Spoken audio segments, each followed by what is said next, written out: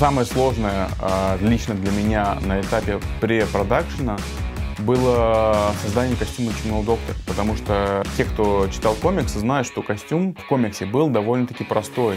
А нам хотелось сделать что-то нереально крутое, такое, чтобы просто все пищали от восторга. Такой супер костюм, хай-тек, который позволяет владельцу стрелять огнем из рук, чтобы это все было модно, стильно, красиво, чтобы это не было все громоздко. И мы очень много сил и времени потратили на создание костюма. Над ним работало огромное количество людей из разных уголков страны, и каждый этап был по-своему важен. 4 человека подряд из нашей редакции рисовали дизайны для того же Чумного доктора, чтобы хоть как-то склеить для него новый костюм. Сначала нарисовал один художник, потом нарисовала я, потом нарисовал еще один художник, и еще один художник, и еще один художник. Вошел как раз-таки один из последних вариантов, который рисовала не я, а рисовала Наташа Заидова. Потому что тот вариант, который рисовала я, был какой-то совсем такой фэнтезийный, а она вот нарисовала как раз-таки вот эту боевую броню с плащом. И именно этот вариант в результате взяли в фильм. Такие вот тяжелые муки творчества. Нам поставили задачу этот костюм немного улучшить, привнести в него нечто современное, добавить каких-то хай-течных элементов, немножко фантастики, сделать так, чтобы это было круто, но в то же время правдоподобно. Поначалу был небольшой страх и неуверенность, а сможем ли мы это сделать. Мы до этого делали много персонажей, киборгов, роботов, орков, но для игр. Для фильма ни разу, поэтому как это все будет работать, для нас было небольшой тайной. В программе ZBrush мы набросали более точные формы и сделали детализацию, учитывая также, чтобы это хорошо было на печати. После этого мы уже накидывали рендер персонажа, чтобы понять, как он будет смотреться в реальной среде.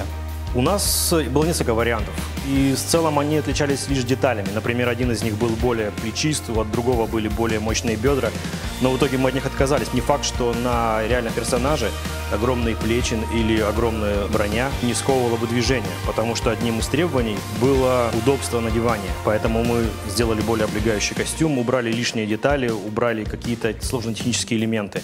В процессе работы мы вдохновлялись в первую очередь функционалом дизайна, чтобы помимо того, чтобы костюм выглядел круто, он был правдоподобен и реалистичен. Этого добиться на самом деле сложно, но я думаю, нам это удалось.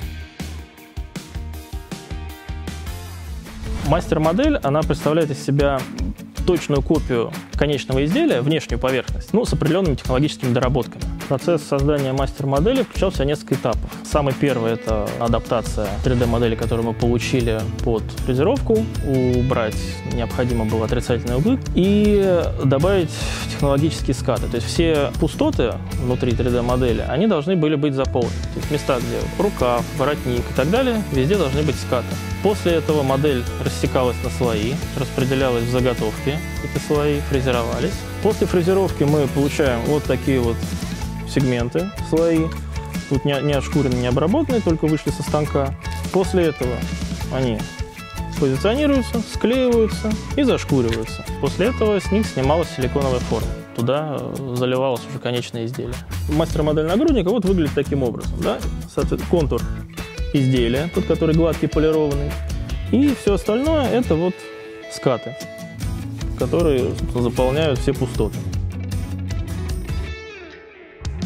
Нам предоставили мастер-модели, мы с них снимали дополнительно слепки, отливали их из гипса, их немного переделывали, перетачивали так, чтобы они были годны под термовакуумную формовку. Сама термовакуумная формовка кладется мастер-модель, над ней разогревается пластик до нужной температуры, опускается на эту модель и вытягивается воздух, образуется вакуум, так, чтобы пластик облепил эту мастер-модель. На мастер-модель вынимается, мы имеем пластиковую заготовку. После вакуумной формовки деталь обрезается, припаивается обратная сторона для крепежа, ошкуривается, покрывается праймером и задувается краской с баллончика, поскольку на площадке проще всего отремонтировать покраску баллончиком. Таким образом, мы за этот срок сделали 5, наверное, комплектов.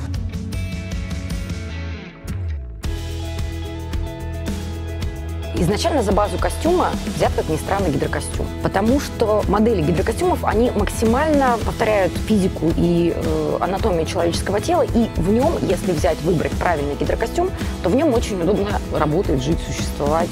Доспехи решено было сделать съемными, но их же нужно как-то крепить, очень быстро крепить. Мы даже думали о системе крепления на магнитах. Этот вариант был отвергнут, потому что побоялись, что магниты будут выскакивать. И пошли по самому надежному и простому пути. Что может быть надежнее, чем липучка? Костюмов изначально было 5. Они были сделаны на 5 разных человек, потому что они разные в высоту, у них рост разный, у них разная комплекция, разное телосложение. Но все эти 5 костюмов должны выглядеть одинаково. И наша задача состояла в том, чтобы сделать все максимально похоже, чтобы у нас не разваливалась картинка. Мы подошли к этой задаче именно так, как если бы это был реальный костюм реального супергероя. Я считаю, мы справились.